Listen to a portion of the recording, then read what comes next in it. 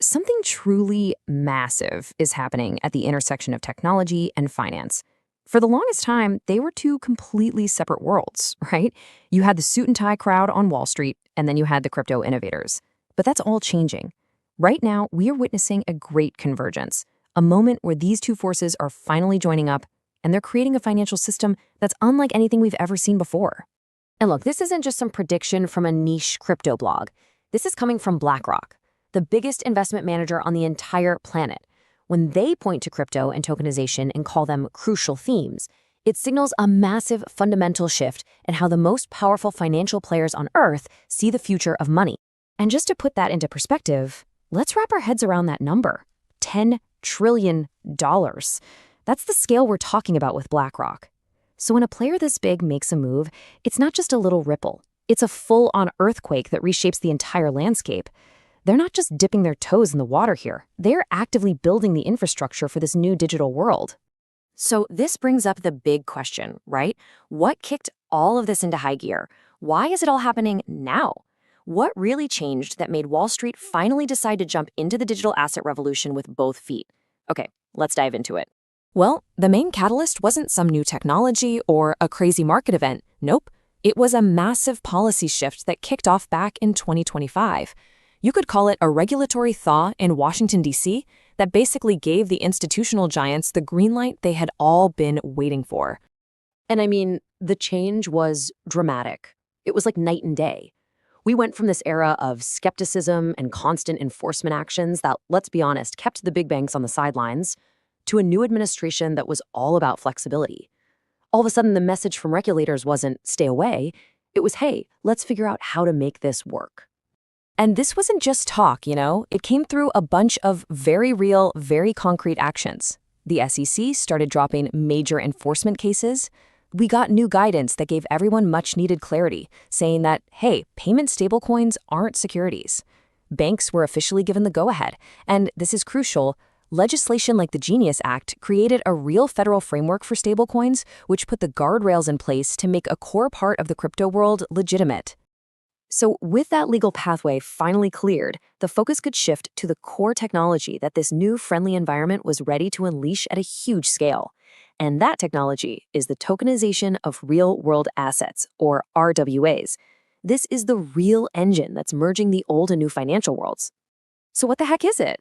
Well, to put it simply, RWA tokenization is just the process of making a digital version of a real-world asset and putting it on a blockchain. Just think of it like creating a digital title or a digital deed for, well, anything. A skyscraper, a government bond, even a private loan to a business. And get this isn't just some theory on a whiteboard. The market for these on-chain real-world assets is already here, and it's pretty substantial. Right now, we're looking at a market worth over $19 billion. That number alone tells you this is already a serious, functioning market. And it's growing at an absolutely incredible speed. The RWA sector just exploded by 237% in 2025 alone.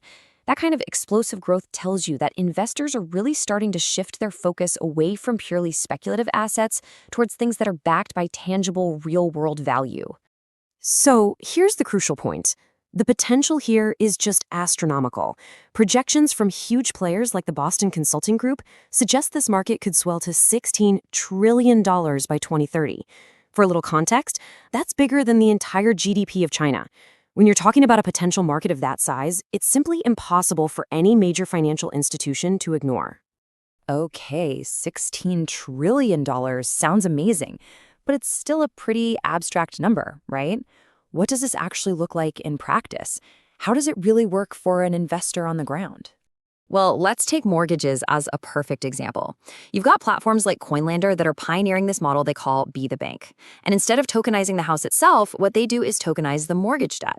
So investors like you can buy these tokens, which directly fund someone's home loan. And in return, you get a piece of the monthly interest payments from the homeowner. It's a way to earn steady, predictable income backed by actual property. And that example just brilliantly illustrates the core benefits here. Tokenization can take something totally illiquid, like a giant office building, and turn it into something you can trade easily. It lets people do fractional ownership, so you don't need millions of dollars to get in the game. And on top of all that, the transactions are way faster, they're cheaper, and it creates this perfect, transparent record of who owns what, all secured on a blockchain. But, this big push for digital innovation isn't happening in a vacuum. If we zoom out a little bit from the tech itself and look at the bigger economic picture, we start to see a really fascinating and kind of contradictory set of government policies at play. So on the one hand, you have the administration making its goal crystal clear. They want to make the United States the undisputed #1 global leader in digital finance. All the talk and all the regulatory moves we've just discussed are aimed squarely at that target. But at the exact same time, the data is painting a very different picture for another key part of the economy. U.S. manufacturing has been seeing net job losses for 3 years straight, dropping another 70,000 workers in 2025. And right there, that's the conflict. What does it mean when a government is hitting the accelerator on digital finance while slamming on the brakes for physical manufacturing at the same time? A huge factor in those manufacturing struggles is the administration's own protectionist trade policy, using broad tariffs that just make things more expensive for producers here at home. The big risk here is creating a really lopsided economy. These tariffs create obvious winners and losers. Sure, a few primary metal producers might see some small gains, but the much, much larger sectors that actually make things like machinery and computers, they suffer big job losses. It also raises prices for all of us and creates so much uncertainty that it discourages long-term investment. So as this incredible new financial system is getting built, right in the middle of these conflicting policies, there's another, maybe more existential threat looming on the horizon. A technological leap so big it could challenge the very security that our entire digital world is built on. This is what's known as the quantum threat. And the concern is pretty straightforward and also pretty scary. That a new generation of unbelievably powerful quantum computers could one day be able to break the encryption that protects, well, pretty much everything. Your bank accounts, your emails, and yep, all the digital assets being built on blockchains. Now, what's really interesting here is when you apply this threat specifically to something like Bitcoin, you see a really important distinction. The threat isn't really to the mining process. That's because the Bitcoin network can just automatically make the puzzles harder to solve to compensate for faster computers. No, the real vulnerability is our wallets, the digital keys that prove we own our crypto. A powerful enough quantum computer could theoretically take your public address and reverse engineer your private key, which would let a thief just take your funds. And here's the kicker.